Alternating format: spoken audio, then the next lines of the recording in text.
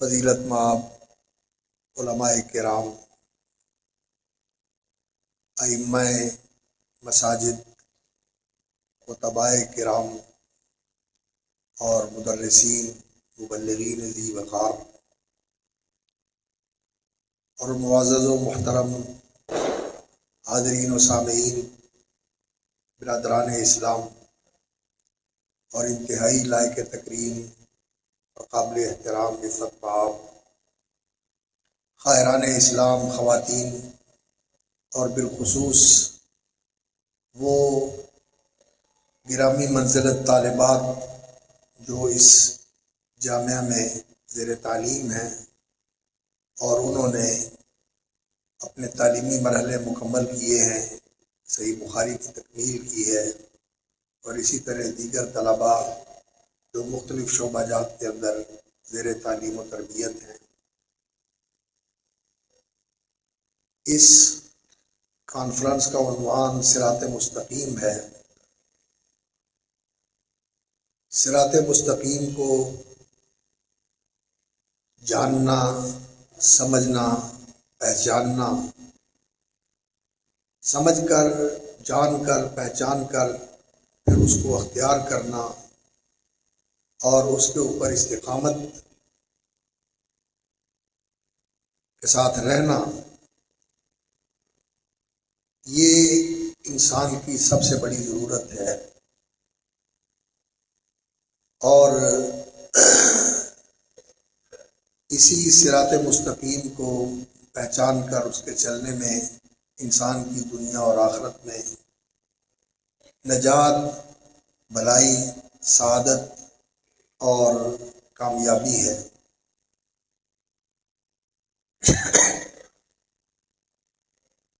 انسان کا جو دشمن ہے شیطان، ابلیس ملعون، جس کو اسی لیے اللہ رب العزت نے ملعون قرار دیا تھا کہ اس نے ہمارے جد امجد حضرت آدم علیہ السلام کی دشمنی میں ان سے حسد کرتے ہوئے ان کے سامنے تعظیم کرتے ہوئے جھکا نہیں تھا، تو اللہ رب العزت نے اس کو راندہ بارگاہ قرار دیا اور اسے قیامت تک کے لیے ملعون بنا دیا۔ وَإِنَّ عَلَيْكَ اللَّعْنَةَ إِلَىٰ يَوْمِ الدِّينِ۔ تو اس نے لعنت کا طوق پہن کر اللہ رب العزت کو یہ چیلنج کیا کہ أَرَأَيْتَكَ هَٰذَا الَّذِي كَرَّمْتَ عَلَيَّ، یہ جس کو تو نے مجھ پر عزت بخشی ہے اور اس کو سر بلند کیا ہے، فرشتوں نے اسے سجدہ کیا اور مجھے بھی سجدے کا حکم دیا تھا، میں نے نہیں کیا کیونکہ میں سمجھتا ہوں کہ میں بہتر ہوں۔ تو اس نے چیلنج کیا تھا لَأُغْوِيَنَّهُمْ أَجْمَعِينَ، میں اس کو اور اس کی اولاد کو گمراہ کرنے کی کوشش کروں گا، ضرور بھی ضرور۔ لَأَقْعُدَنَّ لَهُمْ صِرَاطَكَ الْمُسْتَقِيمَ، میں جو راستہ تیری طرف لے کے آنے والا ہے اس راستے پر بیٹھ جاؤں گا، اس راستے کو میں روک لوں گا اور انہیں اس راستے پہ آنے نہیں دوں گا۔ ثُمَّ لَآتِيَنَّهُم مِّن بَيْنِ أَيْدِيهِمْ وَمِنْ خَلْفِهِمْ وَعَنْ أَيْمَانِهِمْ وَعَنْ شَمَائِلِهِمْ وَلَا تَجِدُ أَكْثَرَهُمْ شَاكِرِينَ، میں آگے سے بھی آؤں گا، پیچھے سے بھی آؤں گا، دائیں سے بھی آؤں گا، بائیں سے بھی آؤں گا، اور اس راہ پہ چل کے میں انہیں تیرا شکر گزار بندہ نہیں بننے دوں گا۔ تو یہ بہت بڑا چیلنج ہے جو ہمارے دشمن نے علل اعلان کہہ دیا تھا اللہ رب العزت کو مخاطب کر کے، لیکن اس وقت بھی اس نے یہ کہا تھا الا عبادک منہم المخلصین، ہاں جو تیرے مخلص بندے ہیں ان پہ میرا کوئی زور نہیں چلے گا۔ تو اس نے یہ مانا کہ مخلص بندوں کو میں صراط مستقیم سے ہٹا نہیں سکوں گا۔ اور اللہ رب العزت نے بھی یہ اعلان فرمایا، ان عبادی لیس لک علیہم سلطان، جو میرے بندے ہیں ان پر تیرا کوئی داؤ پیچ نہیں چلے گا، تیرا کوئی زور ان پر نہیں چلے گا۔ ان عبادی لیس لک علیہم سلطان الا من اتبعک من الغاوین، جو گمراہ ہو کر تیرے پیچھے چلے گا تو پھر وہ تیرے ساتھ جہنم میں جائے گا، مجھے پرواہ کوئی نہیں، مجھے پرواہ کوئی نہیں۔ تو شیطان ہمارا دشمن ہے، وہ ہمیں صراط مستقیم سے روکنے کے لیے سارے حربے استعمال کرتا ہے، اور ہمیں صراط مستقیم کو اختیار کرنا ہے اور اللہ رب العزت کے سچے اور مخلص بندوں میں شامل ہونا ہے۔ یہ بہت بڑا امتحان ہے، یہ بہت بڑا چیلنج ہے۔ تو اللہ رب العزت نے ہم پر رحم فرماتے ہوئے اور کرم فرمائی کے ساتھ، بندہ نوازی کے ساتھ ہمیں ایک دعا تعلیم فرمائی ہے۔ وہ دعا سورۃ الفاتحہ ہے۔ اس جیسی صورت پہلی کسی آسمانی کتاب میں موجود نہیں تھی، اور قرآن مجید میں بھی اس جیسی کوئی اور صورت نہیں ہے۔ یہ عظیم الشان اور منفرد صورت ہے جس میں اللہ رب العزت نے دعا کی تعلیم دی ہے، اور بندوں کو یہ سکھایا ہے کہ یہ دعا مجھ سے مانگا کرے، اور نماز کے اندر اس دعا کو ضروری قرار دیا ہے۔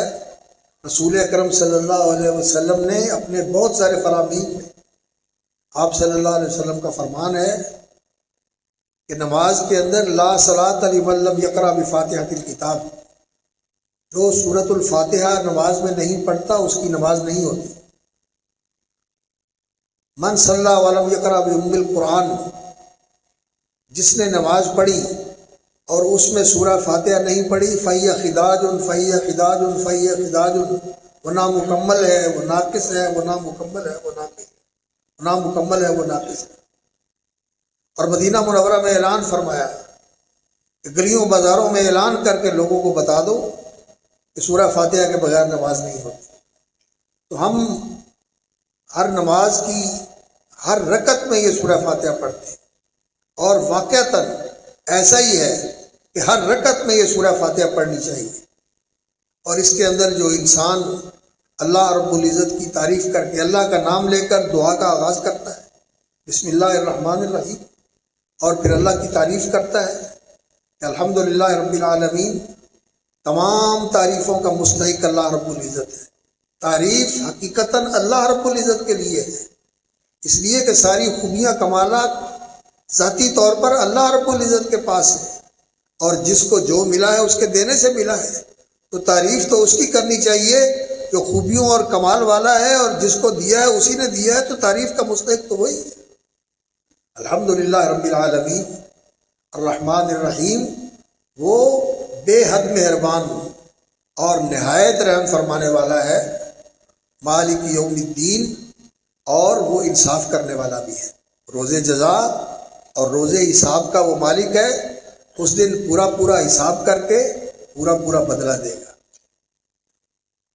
اور بندہ اللہ رب العزت کے ساتھ عہد اور پیمان باندھتا ہے، عہد کرتا ہے، وعدہ کرتا ہے، اور پیمان وفا باندھتا ہے، ایاک نعبد و ایاک نستعین، کہ اللہ ہم تیری ہی بندگی کریں گے اور تجھ سے ہی مدد چاہیں گے، زندگی کے ہر معاملے میں، وہ دین کا ہو یا دنیا کا ہو یا وہ آخرت کا معاملہ ہو، ہر معاملے میں مدد تجھ سے ہی ملے گی، تو ہی مددگار ہے اور ہم تجھی سے مدد کے طلبگار ہیں۔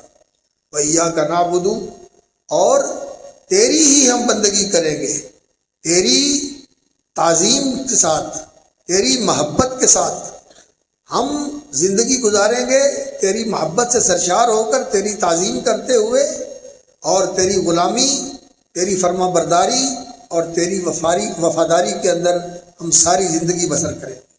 یہ اللہ کے ساتھ ہم عہد مانتے ہیں۔ سورہ فاتحہ انسان کو شعوری طور پر پڑھنی چاہیے، اور سب کو پڑھنی چاہیے، امام کو بھی پڑھنی چاہیے، مقتدی کو بھی پڑھنی چاہیے، منفرد کو بھی پڑھنی چاہیے، ہر ایک کو ہر رکعت کے اندر سورہ فاتحہ پڑھنی چاہیے، کیونکہ یہ اللہ کے ساتھ عہد و پیمان ہے، اور یہ بار بار عہد باندھ کر اس کی تجدید کی جاتی ہے، اس کو پختہ کیا جاتا ہے۔ اور صرف کسی دوسرے کا پڑھ لینا اور انسان جو ہے وہ اس کو سن لے، نہیں، جب عہد و پیمان باندھا جاتا ہے، آپ دیکھتے ہیں حلف نامہ جب حلف اٹھاتے ہیں تو گورنر یا صدر مملکت یا چیف جسٹس جو بھی حلف لیتا ہے وہ اس کی عبارت پڑھتا ہے، اور حلف اٹھانے والا اس کے پیچھے پیچھے عبارت پڑھتا ہے، اس کی عبارت کا وہ اس کو دہراتا ہے۔ وہ اسی طرح سورہ فاتحہ کو یہ عہد اور پیمان ہے، یہ اللہ کے ساتھ ہم وعدہ کرتے ہیں، یہ ہر ایک کو اللہ کے ساتھ عہد استوار کرنا چاہیے۔ اور اس کے بعد پھر ہم جو دعا کرتے ہیں وہ ہماری سب سے بڑی ضرورت ہے۔ ہماری زندگی کے اندر جو ہماری سب سے بڑی ضرورت ہے وہ ہے اہدنا الصراط المستقیم، اے اللہ ہمیں صراط مستقیم دکھا دے، اور اپنے فضل سے ہمیں صراط مستقیم پر چلا دے، اور جیسے تو نے صراط مستقیم پر گامزن کر دیا، چلا دیا، یا اللہ ہماری دعا ہے کہ ہمیشہ صراط مستقیم پر قائم رکھ، حتیٰ کہ تیری بارگاہ میں صراط مستقیم پہ چلتے ہوئے ہی ہم حاضر ہو جائیں اور کامیاب اور سرخرو ہو جائیں۔ اہدنا الصراط المستقیم، یہ انسان کی کھانے پینے سے بھی بڑی ضرورت ہے کہ اس کو صراط مستقیم اللہ رب العزت دکھا دے، سجھا دے، چلا دے اور لگا دے۔ یہ انسان کی سب سے بڑی ضرورت ہے، کھانے پینے سے بڑھ کر یہ ضرورت ہے۔ کھانے پینے کے بغیر تو انسان کچھ وقت گزار سکتا ہے، لیکن صراط مستقیم کے بغیر انسان کا کوئی لمحہ بھی نہیں گزرنا چاہیے۔ اور علماء نے تو لکھا ہے کہ یہ جو سانس ہم لیتے ہیں، اس سانس سے بھی زیادہ ضروری ہے کہ ہمیں اللہ رب العزت صراط مستقیم کی رہنمائی فرمائے۔ اس لیے مرنا تو انسان نے ہے، مرنے سے تو کوئی بچ نہیں سکتا، اس سے تو کوئی بچنے کا راستہ نہیں ہے، کوئی اس سے رستگاری نہیں ہے، کوئی اس سے چھٹکارا نہیں ہے، مرنا تو ہے۔ لیکن اگر صراط مستقیم سے انسان بھٹک گیا تو پھر انسان جس تباہی اور بربادی کے کھڈ میں گرنے والا ہے، وہاں تو نہ مرنا ہے نہ جینا ہے، ایسا عذاب ہے، اللہ معاف فرمائے، کہ وہاں انسان مر مر کے جیے گا اور جی جی کے مرے گا، اسی طرح کا عذاب ہوگا۔ لا یموت فیہا ولا یحیا، نہ مر کے ختم ہوگا نہ جی کے عذاب ختم ہوگا، عذاب کے اندر مسلسل رہے گا۔ تو صراط مستقیم کو سمجھنا اور پہچاننا، اور پھر صراط مستقیم کو خوش دلی کے ساتھ اختیار کرنا اور صراط مستقیم کے اوپر قائم رہنا، یہ انسان کی سب سے بڑی ضرورت ہے، اور اس کے لیے اللہ کی مدد کی ضرورت ہے۔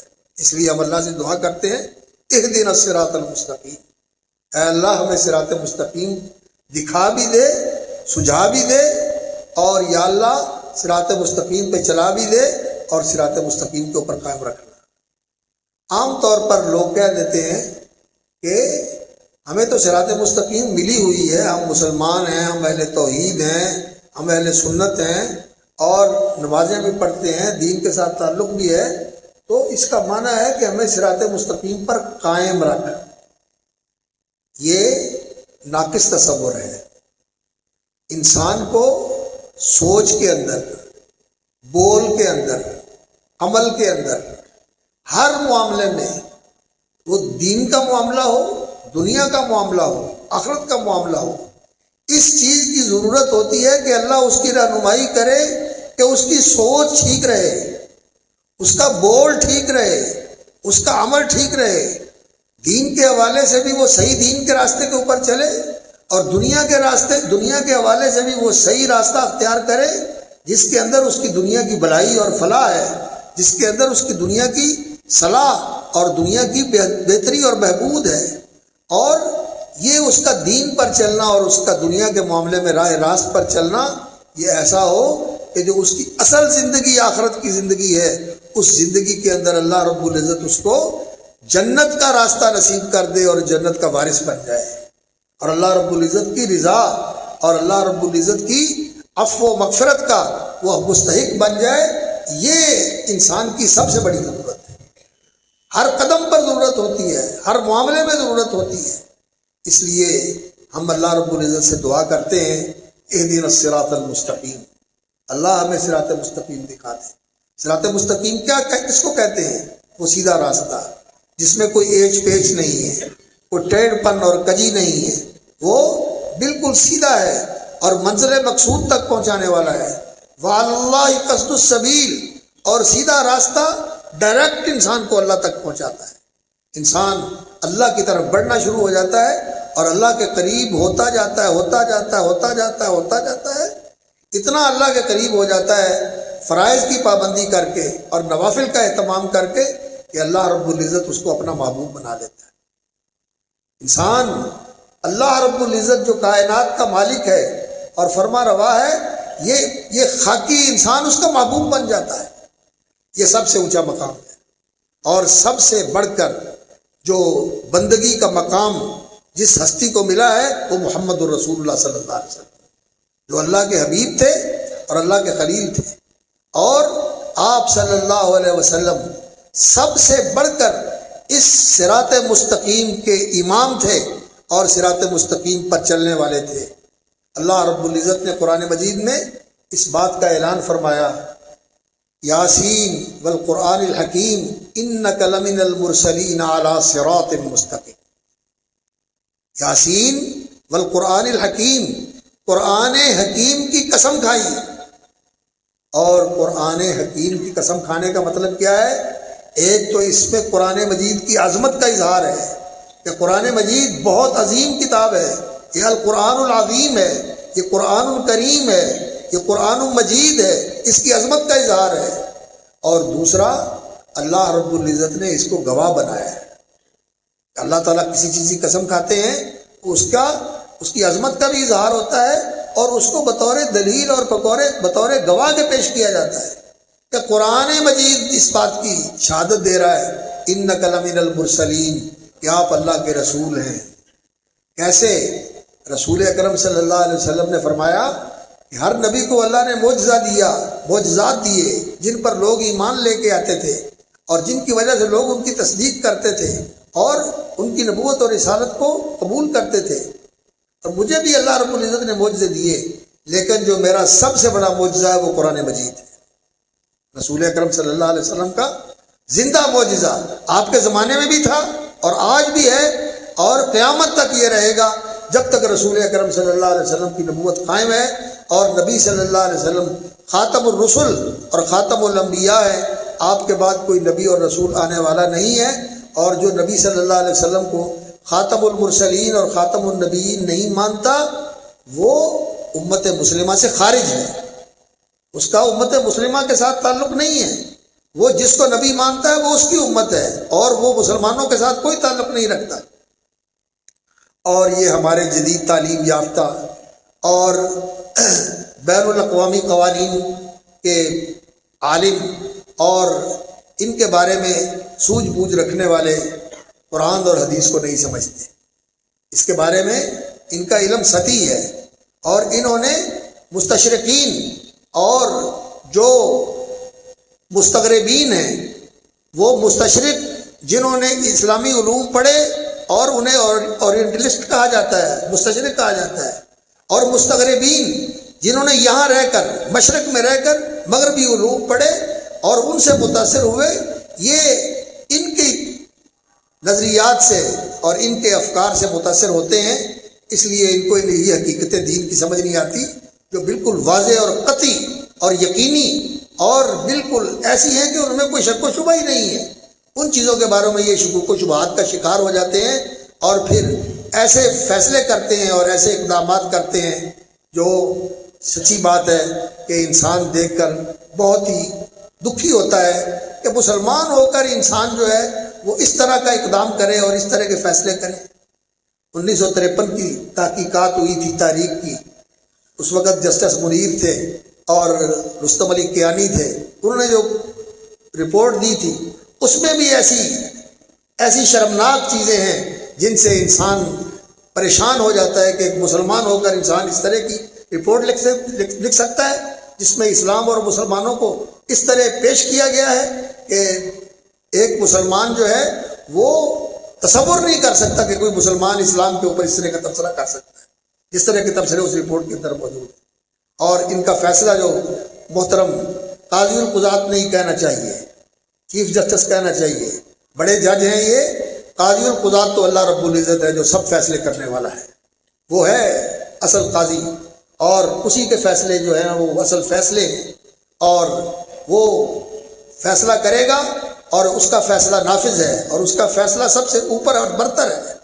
اور افسوس ہوتا ہے کہ قرآن اور حدیث کے فیصلے کو ہمارے ایک جج نے پچھلی تاریخ کے اندر عام دستور کی جو شکے ہیں اور جو قوانین ہیں ان کے برابر قرار دیا کہ کوئی شک جو ہے دستور کی وہ ایسی نہیں ہے جو سپریم لا ہو، حالانکہ قرآن و سنت سپریم لا ہے، قرآن و سنت سپریم لا ہے، لیکن ایک جسٹس نے ایسی بات کہی اور موجودہ جو چیف جسٹس صاحب ہیں ان کے قلم سے بھی اس طرح کی باتیں نکل گئی ہیں جو دروازہ کھولتی ہیں اس چیز کا کہ رسول اکرم صلی اللہ علیہ وسلم کی ختم المرسلینی اور آپ کی ختم نبوت کے اوپر جو لوگ یقین ایمان نہیں رکھتے ان کو چور دروازہ ملے کہ یہ مسلمانوں کے اندر اپنے آپ کو شامل کریں، جبکہ امت نے الحمدللہ امت کے علماء نے تو اسی وقت ہی فیصلہ کر دیا تھا۔ سید نذیر حسین دہلوی رحمۃ اللہ علیہ کا پہلا فتویٰ اس پر آیا تھا اور پورے ہندوستان کے علماء نے اس کی تصدیق اور تائید کی تھی کہ جو نبوت کا دعویٰ کرتا ہے رسول اکرم صلی اللہ علیہ وسلم کے بعد وہ کافر ہے، اور اس کے بعد پھر پورے ہندوستان کے علماء نے اس کی تصدیق کی تھی، پورے بر صغیر کے علماء نے اس کی تصدیق کی تھی، اور پھر اور بھی لوگوں نے اس طرح کے فتوے مرتب کر کے ظاہر کیے۔ اس وقت علماء نے تو فیصلہ کر دیا تھا اور اس کے بعد عدالتوں میں بھی فیصلے ہوئے، بہاولپور میں بھی فیصلہ ہوا اور بھی علماء نے، بلکہ اسمبلی نے یہ قرارداد پاس کی اور اس کو قانون دستور کا حصہ بنا دیا گیا کہ یہ غیر مسلم ہیں اور ان کا اسلام کے ساتھ کوئی تعلق نہیں، اور مسلمانوں والی ساری چیزیں جو ہیں نا وہ ان کے لیے استعمال کرنی وہ شرعاً ممنوع ہے۔ تو بہرحال رسول اکرم صلی اللہ علیہ وسلم کی نبوت اور رسالت پر قرآن مجید گواہ ہے، اور آپ کے خاتم النبیین ہونے کی بھی قرآن گواہی دے رہا ہے، قرآن گواہی دے رہا ہے۔ ما کان محمد ابا احد من رجالکم ولکن رسول اللہ و خاتم النبیین، کہ محمد رسول اللہ صلی اللہ علیہ وسلم خاتم النبیین ہے، اور قرآن گواہی دے رہا ہے انک لمن المرسلین، آپ اللہ کے رسول ہیں، یعنی رسول اکرم صلی اللہ علیہ وسلم اس قرآن کے پیروکار ہیں، اور جو کچھ اس قرآن مجید میں اللہ رب العزت کے احکام ہیں رسول اکرم صلی اللہ علیہ وسلم ان کی اتباع کرنے والے ہیں۔ ان اتبع الا ما یوحی الیہ، میں اسی قرآن کی پیروی کرتا ہوں جو میری طرف وحی کیا جاتا ہے، اور نبی صلی اللہ علیہ وسلم کا عمل 100% قرآن کے مطابق تھا۔ آپ صلی اللہ علیہ وسلم کا کان خلقہ القرآن، آپ صلی اللہ علیہ وسلم کا اخلاق اور طرز عمل، آپ کی سیرت اور آپ کی زندگی کے تمام معمولات قرآن کے مطابق تھے۔ تو قرآن گواہی دے رہا ہے کہ انک لمن المرسلین، آپ اللہ کے رسول ہیں اور اللہ رب العزت کی ہدایت کے مطابق آپ چلنے والے ہیں، علی صراط مستقیم، آپ کا ہر قدم، آپ کا ہر بول اور آپ کا ہر اقدام جو ہے وہ صراط مستقیم کے اوپر ہوتا ہے، اور آپ جو لوگوں کی رہنمائی کرتے ہیں وَإِنَّكَ لَتَهْدِي إِلَىٰ صِرَاطٍ مستقیم، آپ صراط مستقیم کی طرف رسول اکرم صلی اللہ علیہ وسلم کو فرمایا آپ لوگوں کی رہنمائی کرنے والے ہیں، آپ کا عمل بھی صراط مستقیم کے اوپر ہے اور آپ کی رہنمائی بھی صراط مستقیم کی طرف ہے۔ تو آج ہمارے لیے صراط مستقیم کیا ہے؟ آج ہمارے لیے صراط مستقیم یہ قرآن مجید ہے جو اللہ رب العزت نے قرآن مجید نازل فرمایا اور فرمایا ان ھذا القرآن یہدی للتی ہی اقوم، یہ قرآن وہ راستہ بتاتا ہے اقوم جو بالکل سیدھا ہے، مستقیم سیدھے کو کہتے ہیں، اور اقوم کہتے ہیں جو سب سے بڑھ کر سیدھا ہے۔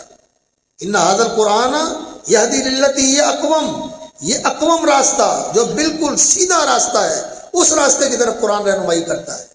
تو قرآن صراط مستقیم کا رہنما ہے، راہبر ہے، اور محمد الرسول اللہ صلی اللہ علیہ وسلم اس پر عمل کرنے والے ہیں، اس کو اپنانے والے ہیں، اور آپ بھی صلی اللہ علیہ وسلم راہ راست کے اوپر قائم ہیں، علی صراط مستقیم، اور صراط مستقیم کے رہنما اور راہبر ہیں۔ انک لتہدی الی صراط مستقیم، آپ صراط مستقیم کی طرف رہنمائی کرنے والے ہیں۔ تو آج ہمارے لیے راستہ کیا ہے صراط مستقیم کا؟ آج اسی طرف کوئی اہل بیت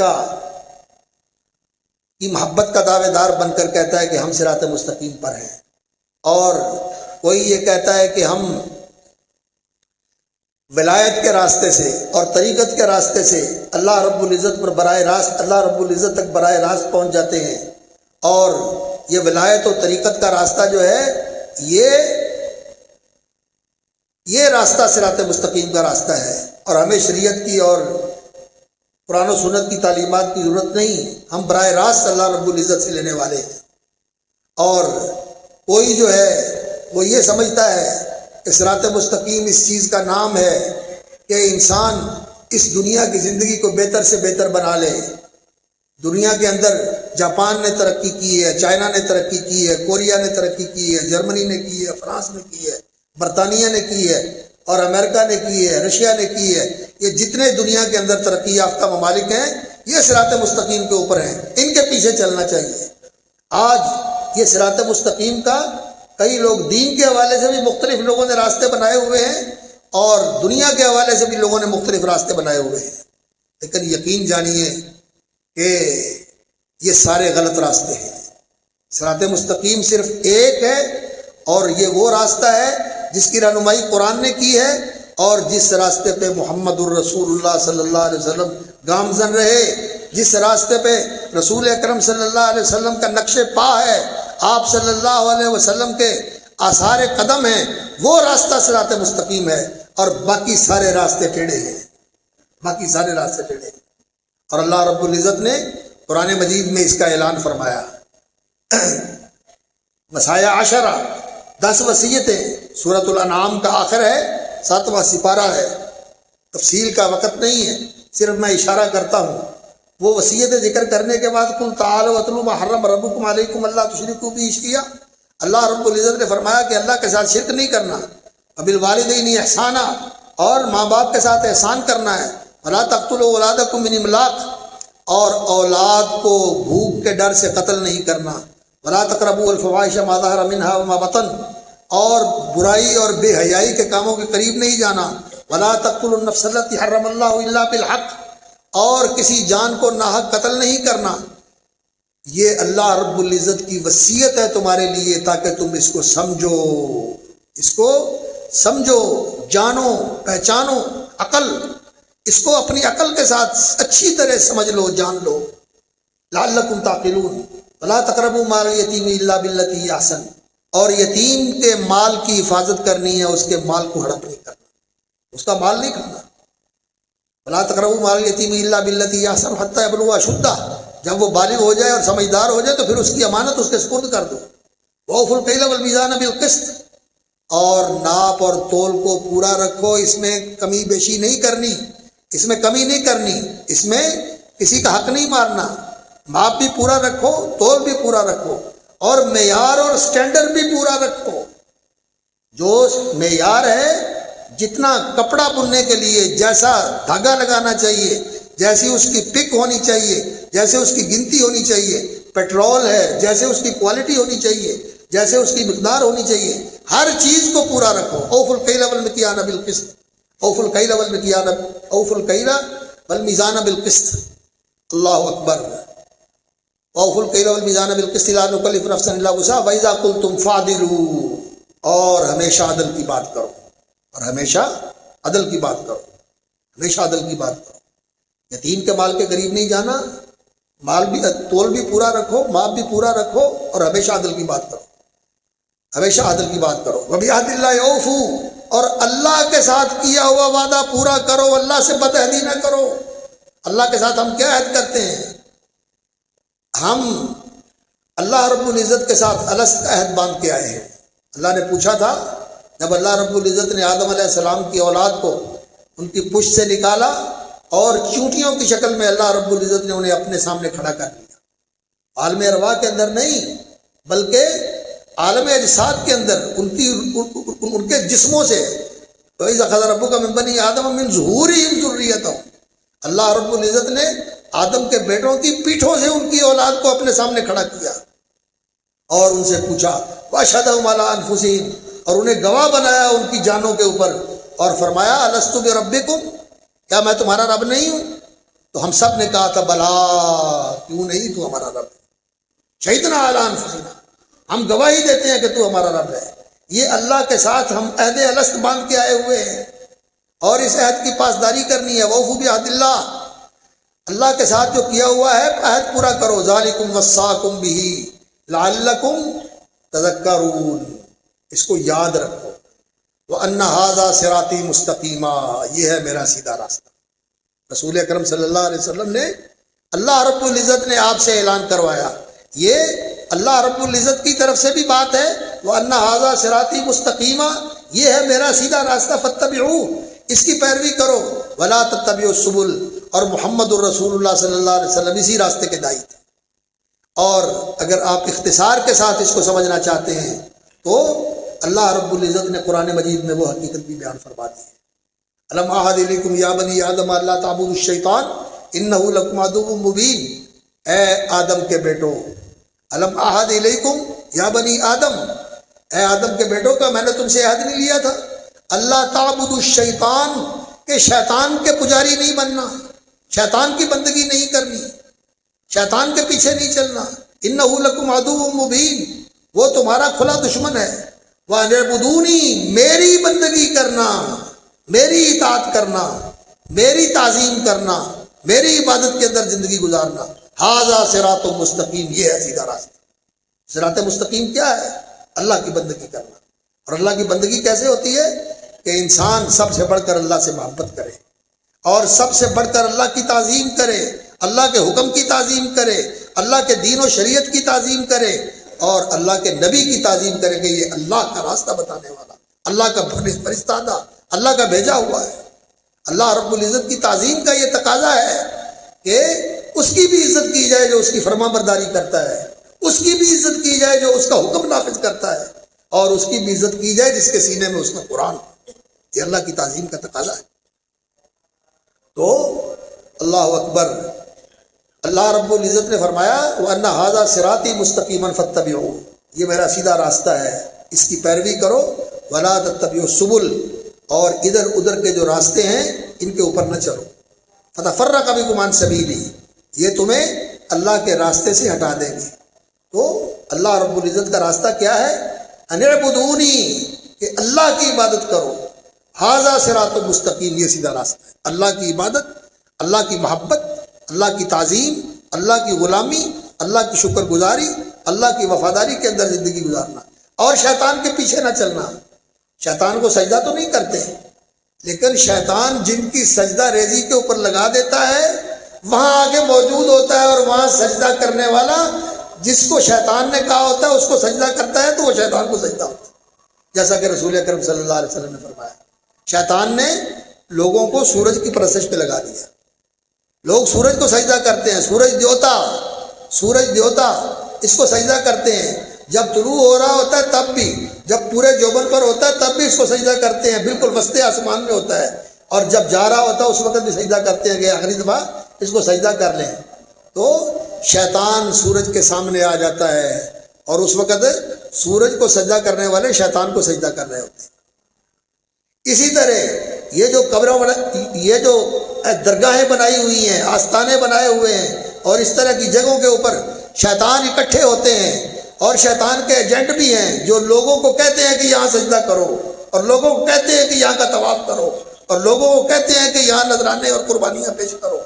یہ شیطان کے ایجنٹ بھی ہیں، اس لیے کہ اللہ اکبر، یہ شیاطین جو ہیں الوسواس الخناس من الجنۃ والناس، یہ جنوں میں بھی ہوتے ہیں، انسانوں میں بھی ہوتے ہیں، اور یہ شیاطین جو ہیں اللہ رب العزت نے قرآن مجید میں فرمایا وَكَذَلِكَ جَعَلْنَا لِكُلِّ نَبِيٍّ عَدُوًّا شَيَاطِينَ الْإِنسِ وَالْجِنِّ، جنوں اور شیطانوں میں سے، جنوں اور انسانوں میں سے جو شیاطین ہیں یہ لوگوں کو غلط باتوں کی رہنمائی کرتے ہیں۔ وہ بھی شیاطین ہیں جو لوگوں کو ان کی پوجا کے اوپر لگاتے ہیں، اور وہاں شیطان بھی بیٹھے ہوتے ہیں، اور شیطان وہاں بیٹھ کر بعض اوقات لوگوں کو ڈراتے بھی ہیں، دھمکاتے بھی ہیں، لوگوں کو تنگ بھی کرتے ہیں، اور لوگوں کے سامنے آ کر دکھائی بھی دیتے ہیں کہ یہاں کوئی ایسی چیز نظر آئی ہے جی، کوئی بزرگ نظر آیا تھا، کوئی ہستی نظر آئی تھی، کوئی آیا تھا، کوئی گیا تھا، اس طرح کے بھی واقعات ہوتے ہیں۔ یہ سب چیزیں غلط ہیں۔ یہ جو سجدہ کرتے ہیں وہ شیطان کو سجدہ کرتے ہیں، اور فرما برداری کرنا یہ بھی اس کی عبادت ہے۔ اللہ رب العزت کی فرما برداری کرنا اور اطاعت کرنا یہ صراط مستقیم ہے، اور اللہ کی فرما برداری چھوڑ کر انسان اپنے نفسانی خواہشات کی فرما برداری کرے، یا انسان شیطان کے پیچھے چلے، جدھر شیطان لے کے جانا چاہتا ہے اس کے پیچھے چلے، یا انسان جو ہے وہ کسی ایسی چیز کو اپنا معبود بنا لے کہ اس کی وجہ سے انسان اسی کے پیچھے چلے اور اللہ رب العزت کی نافرمانی کرنے لگے، تو یہ ساری چیزیں ہیں جن کی انسان پرستش میں مبتلا ہو جاتا ہے، یہ انسان ان کا پرستار بن جاتا ہے۔ قرآن مجید میں اللہ رب العزت نے فرمایا ارأیت من اتخذ الہہ ہواہ، کیا آپ نے اس شخص کو دیکھا جس نے اپنی خواہشات کو اپنا معبود بنایا ہوا ہے؟ جو جی میں آیا کھانے کے لیے جو چیز چاہا، حلال حرام کی تمیز کے بغیر بس کھانا پینا جو ہے نا اس نے شروع کیا ہوا ہے، شراب پیتا ہے، نشے کا استعمال کرتا ہے، حرام مال پا کر کھاتا ہے اور اپنی اولاد کو بھی کھلاتا ہے، اور اسی طرح بدکاری کرنا، بدفعلی کرنا، یہ سارے شیطان کی پیروی ہے، یہ خواہشات کی پیروی ہے۔ شیطان ان خواہشات کے پیچھے انسان کو لگا کے شیطان نفس کا پجاری بنا دیتا ہے انسان کو۔ ارأیت من اتخذ الہہ ہواہ وَأَضَلَّهُ اللَّهُ عَلَىٰ عِلْمٍ، اور پھر اللہ رب العزت ایسے آدمی کو گمراہ کر دیتا ہے، پھر وہ راہ راست سے بھٹک جاتا ہے اور پھر اس کے دل پر مہر لگ جاتی ہے۔ اللہ اکبر۔ اور اسی طرح شیطان کی عبادت کرتے ہیں، لا تعبدوا الشیطان، شیطان کی عبادت ویسے تو دنیا میں شاید کوئی اس طرح کا نہیں ہے جو شیطان کو برا نہ کہتا ہو، اگرچہ کچھ لوگ ہیں عراق کے اندر بھی اور امریکہ کے اندر بھی جو اپنے آپ کو شیطان کے پجاری کہتے ہیں، جن کا دعویٰ ہے کہ ہم شیطان کے پجاری ہیں، ایسے لوگ موجود ہیں، نام لے کر شیطان کے اپنے آپ کو پجاری کہتے ہیں وہ، اور اس کی پوجا بھی کرتے ہیں، لیکن وہ بہت تھوڑے ہیں۔ باقی اکثر لوگ تو شیطان کو برا ہی کہتے ہیں لیکن بات اس کی مانتے ہیں۔ تو یہ شیطان کی پوجا اور پرستش ہے کہ اس کی بات مانے اور اللہ کی بات کو چھوڑ دے۔ اور اسی طرح مال کے پجاری ہیں، اور اسی طرح مفادات کے پجاری ہیں۔ مال اور مفاد کا پجاری انسان جس میں فائدہ ہے اس کے پیچھے لگ جاتا ہے، اللہ کے دین کو چھوڑ دیتا ہے، یہ اس کی پوجا ہے۔ رسول اکرم صلی اللہ علیہ وسلم کی حدیث ہے تائس عبد الدرہم تائس عبد الدینار تائس عبد الخمیسہ، فرمایا ٹوٹ مرے عبد الدینار، وہ بندہ جو سونے کے سکے کا پجاری ہے، عبد الدرہم چاندی کے سکے کا پجاری ہے، عبد الخمیسہ جو رواج اور رسموں کے پیچھے لباس کا پجاری ہے، حرام لباس پہنتا ہے شہرت کے لیے، بڑا بننے کے لیے، ناجائز لباس پہنتا ہے، ٹخرے سے نیچے لباس کرتا ہے لوگوں کے اندر اپنی بڑائی ظاہر کرنے کے لیے، یہ عبد الخمیسہ۔ اللہ اکبر۔ یہ نبی صلی اللہ علیہ وسلم نے فرمایا یہ بندہ ہے اس کا، اللہ کی نافرمانی کر کے ان چیزوں کے اندر انسان جاتا ہے، یہ شیطان کی اور نفس کی اور مفادات کی اور خواہشات کی پرستش ہو جاتی ہے۔ تو بھائیو، اللہ کی عبادت کا ہم وعدہ کرتے ہیں اللہ کے ساتھ، اور اس کا تقاضا یہ ہے کہ ہم اللہ کی خالص عبادت کریں۔ فَاعْبُدِ اللَّهَ مُخْلِصًا لَهُ الدِّينَ، اللہ کی عبادت کیجئے دین کو اس کے لیے خالص کر کے، فرما برداری کو اس کے لیے خالص کر کے، اس کی فرما برداری میں کسی اور کو شریک نہ کریں۔ اطاعت کس کے لیے ہے؟ وَلَهُ الدِّينُ وَاصِبًا، اسی کے لیے ہمیشہ کے لیے فرما برداری ہے۔ دین الا للہ الدین الخالص، اور اللہ رب العزت کے ہاں خالص دین مقبول ہے، جس دین کے اندر شرک کی کوئی آمیزش نہ ہو، جس کے اندر بدعات کی کوئی آمیزش نہ ہو۔ اللہ کے ساتھ کسی اور کو حصے دار بنا دیا جائے، اس کو سجدے کیے جائیں، اس کے سامنے دست بستہ تعظیماً کھڑے ہوا جائے، اس کے سامنے جھکا جائے، اس کے سامنے جبہ سائی کی جائے، پیشانی رگڑی جائے اس کے سامنے، یا یہ جان کر کے اس کا دیا ہوا ہے سب کچھ، اس کے نذرانے دیے جائیں، اس کے لیے قربانیوں پہ بکرے پیش کیے جائیں، کہ اس کے نام پہ یہ بکرا پیش کرتے ہیں کہ یہ ہمیں ہمیں مصیبتوں سے بچا کے رکھے اور ہماری گاڑی کی، ہماری کار کی یا ہمارے کارخانے کی حفاظت کرے، یہ سارے کام شرک کے کام ہیں۔ اللہ رب العزت کے ساتھ شرک نہیں کرنا۔ فاعبد اللہ مخلص اللہ الدین، اور وعبد اللہ ولا تشرکوا بہ شیئا، اللہ کا حق ہے کہ اللہ کی عبادت کی جائے اور اس کے ساتھ کسی کو شریک نہ کیا جائے۔ اور جو اللہ رب العزت کا یہ حق پورا کرتا ہے، نبی صلی اللہ علیہ وسلم کے ساتھ حضرت معاذ بن جبل رضی اللہ تعالیٰ عنہ جا رہے تھے، پیچھے سوار تھے، آگے اللہ کے رسول تشریف فرما تھے اور دوسری طرف حضرت معاذ بن جبل بیٹھے ہوئے تھے۔ کنتو خلف رسول اللہ صلی اللہ علیہ وسلم، تو نبی صلی اللہ علیہ وسلم نے پوچھا معاذ جانتے ہو کہ اللہ کا کیا حق ہے بندوں کے اوپر؟ کہنے لگے اللہ کے رسول کو پتہ ہو، اللہ کے بتانے سے اور اللہ کو پتہ ہے۔ تو رسول اکرم صلی اللہ علیہ وسلم نے 2-3 بار ان سے پوچھا توجہ دلانے کے لیے، اور پھر فرمایا اللہ کا حق بندوں پر یہ ہے کہ یعبدوہ ولا یشرکوا بہ شیئا، اللہ کی عبادت کریں اور اللہ کے ساتھ کسی کو شریک نہ بنائیں، اللہ کے ساتھ کسی کو شریک نہ بنائیں، یہ اللہ کا حق ہے۔ اور جانتے ہو، پھر پوچھا کہ اگر بندے اللہ کا یہ حق ادا کریں کہ اللہ کی عبادت کریں اور کسی کو شریک نہ بنائیں، تو پھر اللہ رب العزت پر بندوں کا کیا حق ہوتا ہے؟ اللہ نے اپنے ذمے کیا حق لیا؟ بندوں کا تو کوئی حق نہیں ہے اللہ کے اوپر، لیکن یہ اللہ کا فضل اور اس کا کرم ہے اور اس کی بندہ نوازی ہے کہ وہ کہتا ہے کہ میں اپنے ذمے ایک حق لے لیتا ہوں، میرے ذمے پر آ جاتا ہے۔ پھر جب اگر بندہ اللہ کے ساتھ شرک نہیں کرتا اور اس کی عبادت خالص اس کے لیے کرتا ہے، تو اللہ رب العزت اس کو عذاب نہیں دے، جہنم کے عذاب سے اللہ تعالیٰ اس کو بچا لے۔ اور قدسی حدیث ہے، رسول اکرم صلی اللہ علیہ وسلم نے فرمایا، اللہ رب العزت فرماتے ہیں یا ابن آدم، اے آدم کے بیٹے، لو لقیتنی بقراب الارض خطایا، تیرے گناہوں سے اور تیرے سیئات سے یہ زمین بھی بھری ہوئی ہو، لیکن ایک بات ہے کہ تیرے نامہ عمل میں شرک نہ ہو۔ لو لقیتنی بقراب الارض خطایا، زمین بھری ہوئی تیرے گناہوں سے تو میں اتنی بخشش لے کے آ جاؤں گا، بات یہ ہے کہ تو نے میرے ساتھ شرک نہ کیا، اللہ کے ساتھ شرک نہ کیا۔ تو شرک سے بچنا ہے اور دین کے اندر بدعات سے بچنا ہے، رسول اکرم صلی اللہ علیہ وسلم کی سنت پر عمل کرنا ہے، آپ کے طریقے پر عمل کرنا ہے، جو آپ نے کیا ہے اس کو کرنا ہے اور جو آپ نے نہیں کیا اس کو نہیں کرنا۔ جس کا کیا، جو کیا اس کا کرنا سنت، جو نہیں کیا اس کا نہ کرنا سنت۔ لوگ کہہ دیتے ہیں جی کر لیے تو کیا حرج ہے، یہ نیکی کی نیت سے ہی کرتے ہیں، ثواب کے لیے ہی کرتے ہیں۔ بھائی دیکھو اللہ کے رسول نے دین کے اندر یہ کام کیا ہے یا نہیں کیا؟ اگر آپ صلی اللہ علیہ وسلم نے دین کے اندر دین سمجھ کر، دین جان کر، دین بتا کر یہ کام کیا تو پھر تو کرو، اگر انہوں نے نہیں کیا، انہوں نے چھوڑا تو پھر اس کو چھوڑو، پھر نہیں کرنا چاہیے۔ اور رسول اکرم صلی اللہ علیہ وسلم نے فرمایا کہ اللہ اکبر، ایک جماعت ایسی ہے جو دین حق کے اوپر اور صراط مستقیم کے اوپر گامزن رہے گی۔ حق کیا ہے؟ صراط مستقیم حق ہے۔ لا تزال طائفۃ من امتی قائمین علی الحق ظاہرین، ایک جماعت میری امت کی حق کے اوپر، صراط مستقیم کے اوپر گامزن رہے گی۔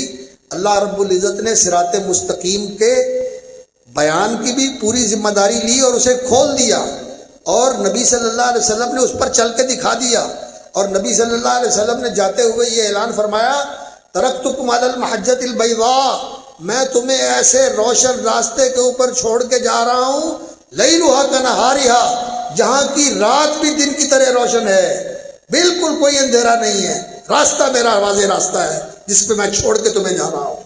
اور اللہ رب العزت نے اس کی حفاظت فرمائی، قرآن بھی محفوظ ہے اور حدیث بھی محفوظ ہے۔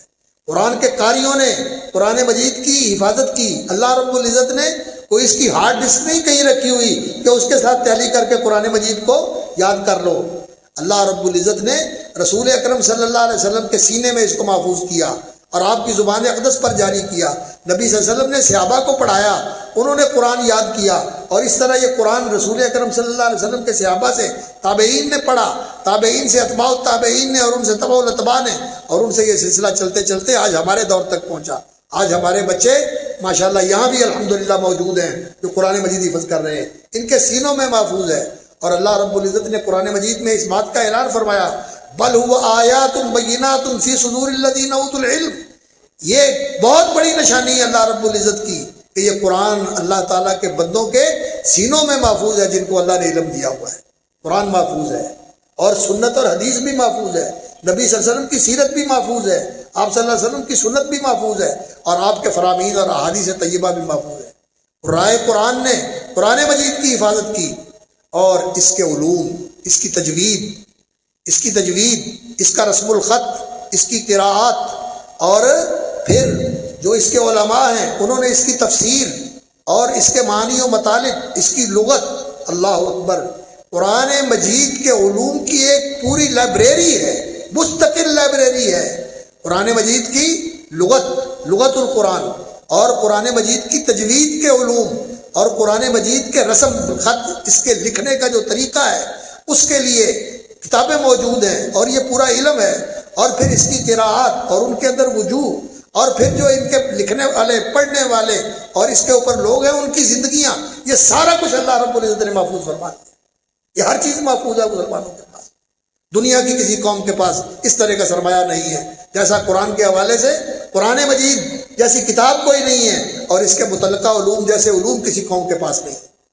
ہاں، لوگوں کے پاس یہ علوم ہیں سائنس کے اور ڈاکٹری کے اور ادھر ادھر کے، لیکن یہ سارے اسی دنیا کے لیے ہیں. یہ دنیا جس کی اللہ رب العزت کے کہاں کوئی حیثیت نہیں ہے.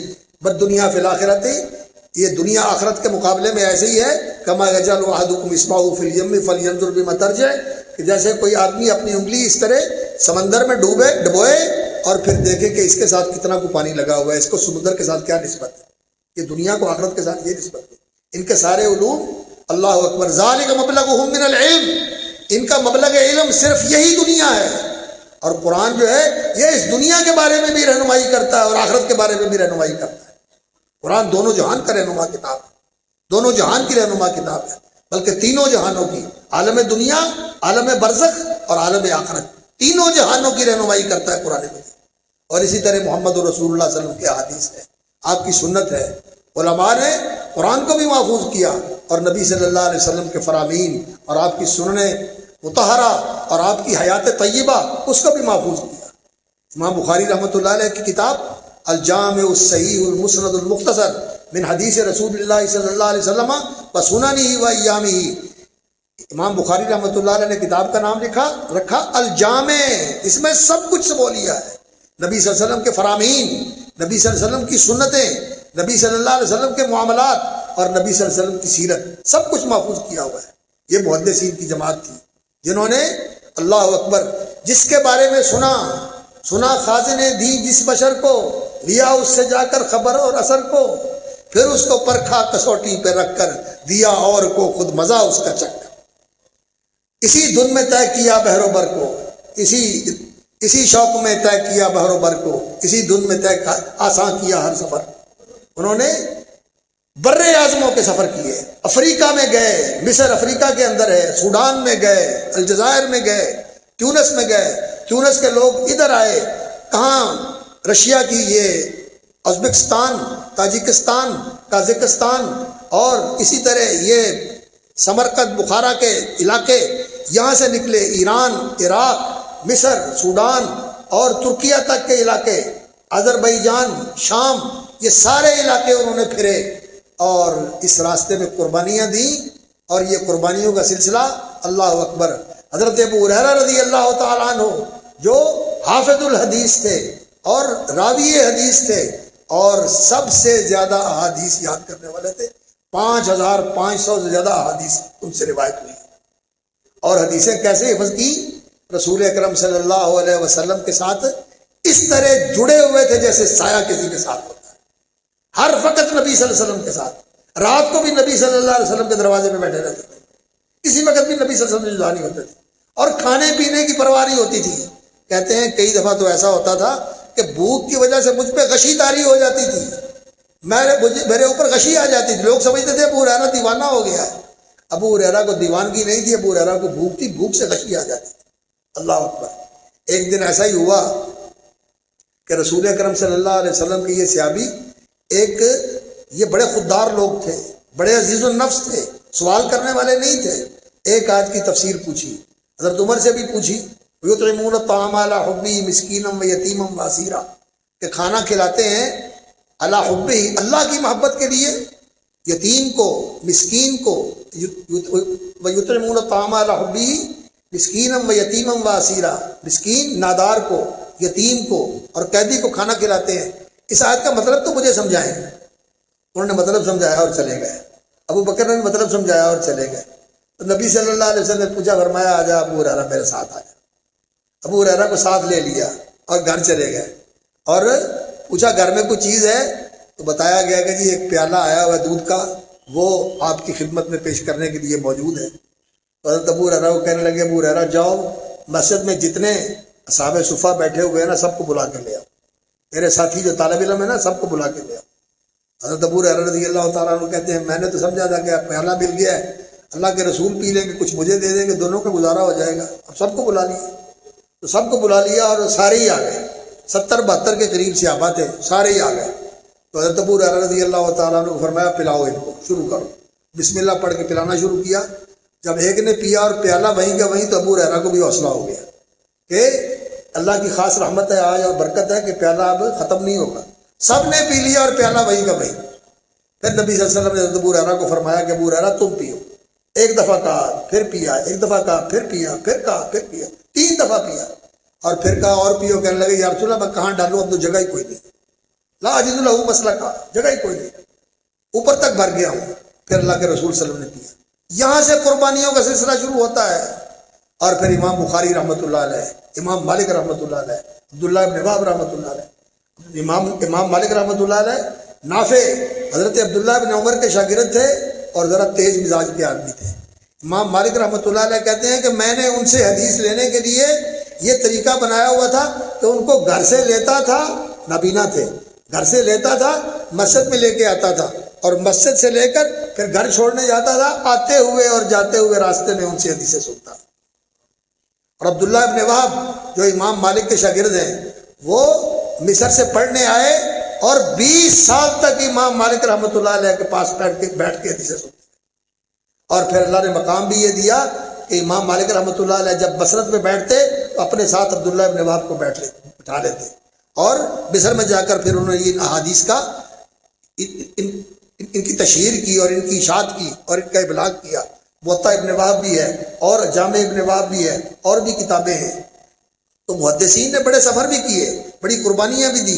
امام بخاری رحمۃ اللہ علیہ بڑے مالدار باپ کے بیٹے تھے اور آسودہ حال تھے، لیکن کہتے ہیں کہ ایسا وقت بھی آیا کہ میں نے سفر کے اندر گھاس کھائی، پتے کھائے، بھوک مٹانے کے لیے، کھانے کے لیے کچھ نہیں تھا، خرچ ختم ہو گیا، پیچھے سے پیسے نہیں پہنچے، راستے میں بھوک کی وجہ سے ایسی صورت پیش آ گئی. اور ایک دفعہ کہتے ہیں کہ میں ایسے ہی تھا، 3 دن گزر گئے، میں نے سوائے پانی کے کوئی چیز پیٹ میں نہیں کھائی، کوئی چیز تھی نہیں کھانے کے لیے، پیسے بھی نہیں تھے. اور میں اسی طرح تھا کہ ایک آدمی آیا اور 1000 دینار کی تھیلی میرے سپرد کر کے چلا گیا اور کہنے لگا کہ یہ آپ کے لیے تحفہ اور ہدیہ ہے، آپ اپنی ضرورت کے لیے استعمال کریں. قربانیاں دیتے تھے تو اللہ رب العزت نوازتا بھی تھا. سچی بات یہ ہے کہ اللہ کے دین کے لیے جو قربانی دینے والا ہو اللہ تعالیٰ کبھی اس کو ضائع نہیں کرتا، اللہ تعالیٰ کبھی اس کو ضائع نہیں کرتا. تو محدثین نے بڑی بڑی قربانیاں دی اور یہ ہمارا بر صغیر اور کتابیں لکھی. امام بخاری رحمۃ اللہ علیہ کی کتاب 16 سال لگا کر لکھی، 6 لاکھ احادیث سے منتخب کیا.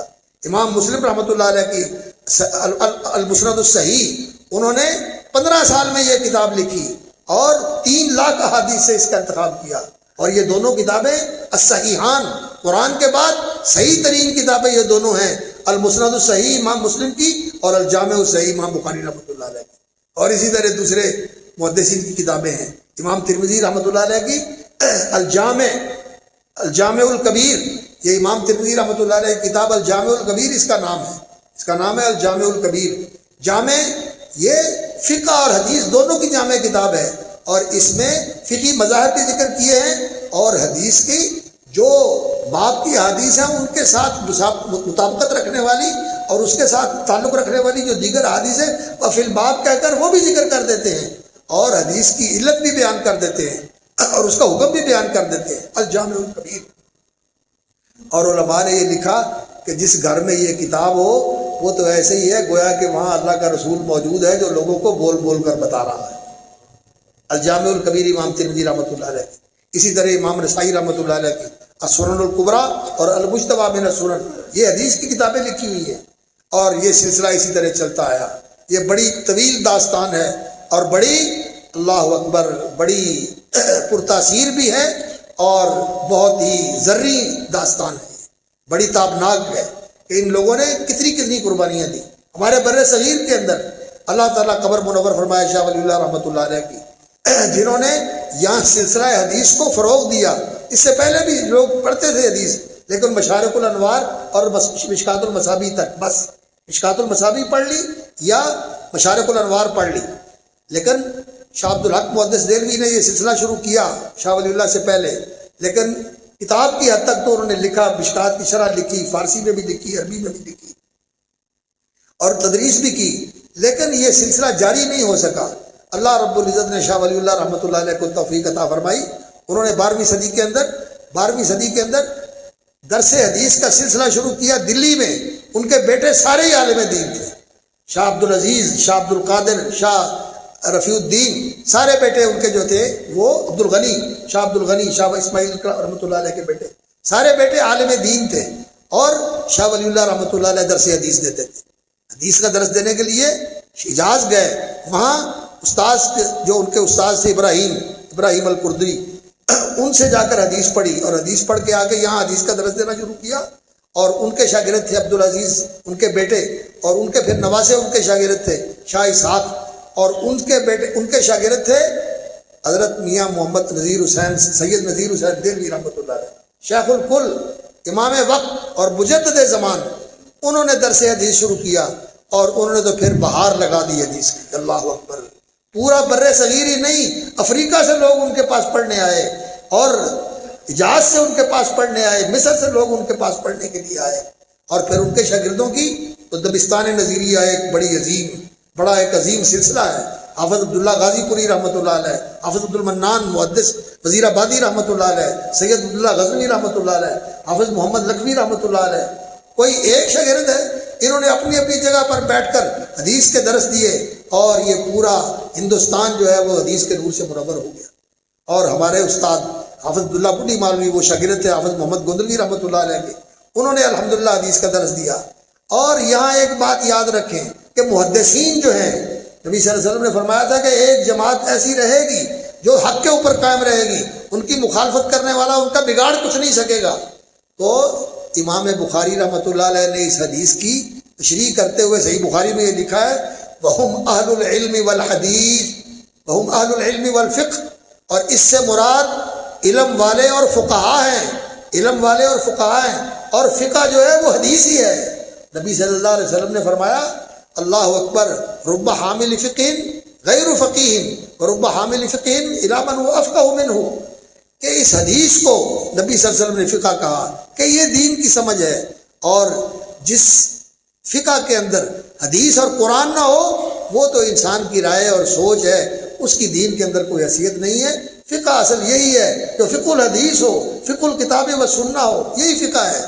اور امام ترمذی رحمۃ اللہ علیہ نے اس حدیث کی شرح بیان کرتے ہوئے کہا کہ وَهُمْ أَهْلُ الْعِلْمِ وَالْفِقْهِ وَالْحَدِيثِ، یہ وہ لوگ ہیں جو اہل علم ہیں، اہل فقہ ہیں، اہل حدیث ہیں، یہ لوگ ہیں جو دین حق کے اوپر قائم رہیں گے، اور انہی کو لازم پکڑنے کی نبی صلی اللہ علیہ وسلم نے تلقین فرمائی۔ نبی صلی اللہ علیہ وسلم نے فرمایا، میری امت کے 73 فرقے ہوں گے، یہودیوں کے 71 ہوئے، عیسائیوں کے 72 ہوئے، میری امت کے 73 ہوں گے، اور یہ 72 کے 72 ان کو عذاب بھگتنا پڑے گا، ان کو اپنی کوتاہیوں کی وجہ سے دوسری طرف جانا پڑے گا۔ ایک ہی فرقہ ہے جو راہ راست کے اوپر ہے، اور وہ سیدھا جنت میں جائے گا، ایک ہی ہے وہ۔ پوچھا گیا وہ کون سا فرقہ ہے یا رسول اللہ؟ فرمایا وہی الجماع، وہ فرقہ ہے الجماع، وہ فرقہ، وہ جماعت جس کے امام محمد الرسول اللہ صلی اللہ علیہ وسلم ہیں، اور پیروکار ابو بکر صدیق سے لے کر سارے صحابہ ہیں، اور نبی صلی اللہ علیہ وسلم کے سارے اہل بیت ہیں، یہ الجماع ہے۔ تو لوگوں نے پوچھا من الجماع یا رسول اللہ، یا رسول اللہ جماعت کون سی ہے؟ تو فرمایا الجماعت مان علیہ واصحابی، جماعت وہ ہے جس پہ آج میں اور میرے صحابہ ہیں، جس عمل پہ، جس طریقے پہ، جس عقیدے پہ، جس راستے پہ، جس دستور پہ، جس قانون پہ، جس شریعت پہ میں اور میرے صحابہ ہیں، یہ ہے الجماعت۔ اور اس جماعت کی نمائندگی کرنے والے کون ہیں؟ عبداللہ بن مبارک رحمۃ اللہ علیہ سے پوچھا کسی نے من الجماع، نبی صلی اللہ علیہ وسلم کے بعد اور آپ کے صحابہ کے بعد جماعت کون سی ہے؟ انہوں نے کہا ابو بکر جماعت تھے، عمر جماعت تھے۔ انہوں نے کہا ابو بکر عمر تو چلے گئے۔ انہوں نے کہا ابو حمزہ سکری جماعت ہیں۔ امام مالک رحمۃ اللہ علیہ کے زمانے کے ایک بڑے صالح انسان تھے، ان کا نام لیا۔ تو اس کا مطلب ہے جماعت علماء کی جماعت ہوتی ہے، اور علماء کی جماعت کون سی؟ امام ترمذی نے کہا ہم اہل العلم والفقہ والحدیث۔ تو اللہ رب العزت نے محدثین کے ذریعے اس صراط مستقیم کی حفاظت فرمائی۔ قرآن بھی محفوظ، سنت بھی محفوظ، اور عمل بھی محفوظ۔ اور اس قرآن و سنت پر اور اس صراط مستقیم پر عمل کرنے کے لیے علماء نے کیا کیا قربانیاں دی ہیں اور کیسی کیسی مشقتیں اٹھائی ہیں۔ امام ابو حنیفہ رحمۃ اللہ علیہ جیل کاٹی، امام مالک رحمۃ اللہ علیہ نے کوڑے کھائے، امام شافعی رحمۃ اللہ علیہ کو بغداد سے دیس در بدر دیس نکالا دے دیا گیا، وہاں ان کے پیچھے فوج لگا دی گئی اور ان کو مصر جانا پڑا، وہاں جا کے انہوں نے پناہ لی۔ اور امام احمد ابن حنبل نے کوڑے کھائے، اور امام بخاری رحمۃ اللہ علیہ کو اللہ اکبر بخارے سے نکالا گیا۔ اور اس دین کی حفاظت کے لیے علماء نے بڑی بڑی قربانیاں دی ہیں، اور آج پھر اس دین کے لیے قربانیوں کی ضرورت ہے۔ اس لیے انسان کو اس دین کے لیے قربانی دینے کے لیے تیار ہونا چاہیے، اس کے تحفظ کے لیے، اس کے دفاع کے لیے، اس کی پاسداری کے لیے، اس کی سربلندی کے لیے، اس کی اقامت کے لیے، اس کی تنفیذ کے لیے کوششیں اور کوششیں کرنی چاہیے اور قربانیاں دینی چاہیے۔ اور اسی کے لیے ہی اس دین کی حفاظت کے لیے یہ ادارے ہیں، جامعہ اشاعت العلوم اور اسی طرح کے دیگر ادارے۔ الحمدللہ مفتی صاحب رحمۃ اللہ علیہ ان کی قبر کو منور فرمائے، ان کے دور میں بھی آنا ہوتا تھا، یہاں 2-3 دفعہ آنے کا موقع ملا، اللہ تعالیٰ ان کی قبر منور فرمائے۔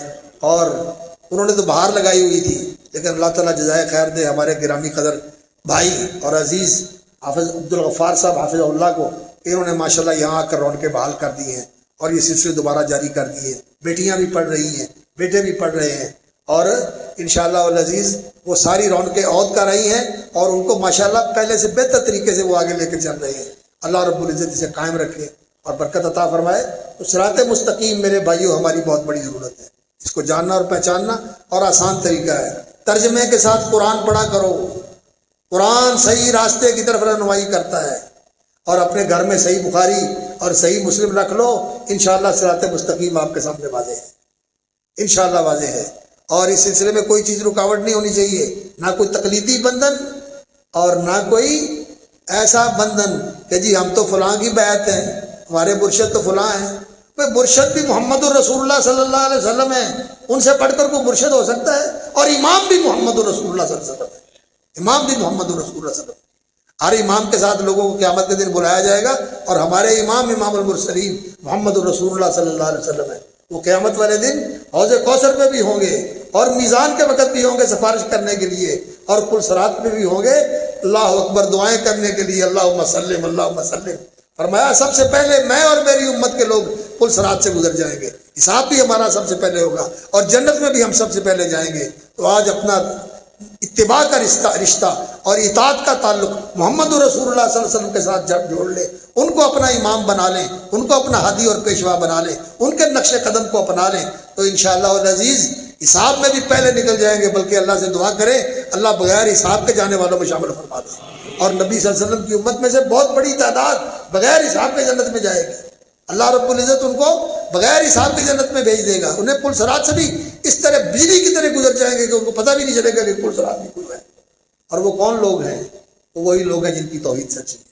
70,000، پھر فرمایا ہر ایک 1000 کے ساتھ 70,000، پھر فرمایا ہر ایک کے ساتھ 70,000، اور پھر فرمایا کہ اللہ پاک اس طرح 3 بک پڑھ کے اللہ تعالیٰ میری امت میں سے جنت میں ڈال دے گا بغیر حساب کے۔ اللہ تعالیٰ ہمیں ان میں شامل فرمائے، لیکن اس کے لیے ضروری ہے توحید خالص ہو، اتباع سنت ہو، شرک اور نفاق سے بچیں، اور اسی طرح بدعات اور یہ جو تجدیدیت ہے، یہ جو جدیدیت اور جدیدیت ہے، یہ ماڈرنزم ہے اور یہ مغربیت ہے، یہ مغرب نوازی ہے۔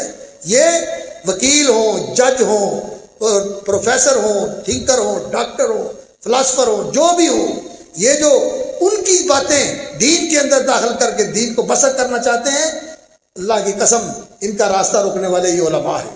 یہ جو علماء بیٹھے ہوئے ہیں یہ علماء ہیں جنہوں نے اس دین کی اسی طرح حفاظت کی، ہر دور میں کی اور اس دور میں بھی کریں گے انشاءاللہ العزیز۔ اور یہ ادارے ہیں جو علماء کو تیار کرنے والے ہیں، یہ علماء کی چھاؤنیاں ہیں، اور یہاں جو تعلیم دی جاتی ہے اسی تعلیم کے ساتھ ہی انشاءاللہ دین زندہ ہے، اور دین زندہ رہے گا، اس کو مٹانے والے مٹا نہیں سکیں گے۔ کہ اللہ کے رسول کا فرمان ہے لا یضرهم من خالفهم ولا من خذلهم، جو انہیں بے یار و مددگار کرتا ہے، ان کے وسائل بند کرتا ہے، وہ بھی ان کا نقصان نہیں کر سکتا، اور جو ان کی مخالفت کرتا ہے وہ بھی ان کا نقصان نہیں کر سکتا۔ ان اللہ غالب واللہ غالب علی امرہ ولینصرن اللہ من ینصرہ، اللہ اپنے کام میں غالب ہے۔ اللہ اکبر، لا غالب الا اللہ، مسجد قرطبہ کے اندر دیواروں پہ لکھا ہوا ہے لا غالب الا اللہ، اللہ غالب علی امرہ ولینصرن اللہ من ینصرہ، اور اللہ تعالیٰ اس کی مدد کرتا ہے جو اس کے دین کی مدد کرنے والے ہیں۔ دین کے مددگار بنو، علماء کے ساتھ محبت کرنے والے بنو، اور اس جماعت کے اندر شامل ہونے کی کوشش کرو جو رسول اللہ کی جماعت ہے، صحابہ کی جماعت، علماء کی جماعت، اور جو ہر معاملے میں نبی صلی اللہ علیہ وسلم کی سنت کی پیروی کرنے کی کوشش کرتے ہیں۔ اللہ رب العزت برکت دے، جزائے خیر عطا فرمائے اور قبول فرمائے، اور جن جن بھائیوں نے دعا کے لیے کہا ہے سب کے لیے دعا کرتے ہیں، اللہ بیماروں کو شفائے کامل عطا فرمائے۔ اللہ رب العزت جو فوت ہو گئے ان کی بخشش فرمائے، ہمارے علماء، ہمارے رفقا، ہمارے اساتذہ، ہمارے والدین جو فوت ہو گئے اللہ ان کی بخشش فرمائے، اور جو بیمار ہیں اللہ ان کو صحت و عافیت، سلامتی اور تندرستی عطا فرمائے، اور جو کسی بھی معاملے میں پریشان ہیں اللہ ان کو اللہ ان کو پریشانی سے نجات عطا فرمائے۔ اور بعض بھائی ایسے ہیں جن کے پاس بیٹیاں ہیں ان کے پاس بیٹے نہیں، اللہ ان کو نرینہ اولاد عطا فرمائے۔ اللہم ارزقہم من لدنک اولادا صالحین، اللہم ارزقہم من لدنک اولادا صالحین۔ اللہ جن بھائیوں کے پاس بیٹیاں ہیں بیٹے نہیں انہیں نیک بیٹے عطا فرما، اور یا اللہ جو بیٹے والے بیٹیوں والے رشتے ناطے کے معاملے میں پریشان ہے اللہ تعالیٰ ان کی پریشانی دور فرما اور نیک رشتے آسان فرما دے، وہ اس فریضے سے سبکدوش ہو سکے عزت کے ساتھ، سرخروئی کے ساتھ۔ اور اسی طرح یا اللہ جو کسی مصیبت میں پھنسے ہوئے ہیں، بالخصوص ہمارے فلسطینی بھائی اس مشکل کے اندر، اللہ ان کی مدد فرما، ان کے لیے آسانیاں فرما، اللہ اس ادارے کو برکت اور ترقی عطا فرما، یہاں کے اساتذہ کو اور یہاں کے معاونین کو، محسنین کو، اور بالخصوص جو ان کے قائد اور جرنیل ہیں ہمارے عزیز گرامی حافظ عبدالغفار صاحب حافظہ اللہ وبارک فیہ وکثر نفعہ وخیرہ، اللہ تعالیٰ ان کو توفیق عطا فرمائے کہ مزید اس سلسلے کو ترقی دیں اور اس کو لے کر آگے بڑھیں، اور اللہ رب العزت آپ کا آنا اور بیٹھنا سننا قبول فرمائے۔ اب سب کو اللہ تعالیٰ صراط مستقیم دکھا دے، اس پہ لگا دے، اس پہ جما دے، اور مرے بھی اسی صراط مستقیم پر، اور اٹھائے بھی اللہ انہی کے ساتھ جو صراط مستقیم کے اوپر چلنے والے ہیں۔ اس موضوع کے پہلو تو بہت زیادہ ہے، ایک مجلس میں پورے نہیں ہو سکتے، بہرحال جو کچھ ایک طالب علم کے سامنے آیا اس وقت کچھ عرض کر دیا، اللہ تعالیٰ اس کو میرے لیے اور آپ کے لیے نافع بنائے۔ سبحان ربک رب العزت عما یصفون وسلام علی المرسلین والحمد للہ رب العالمین۔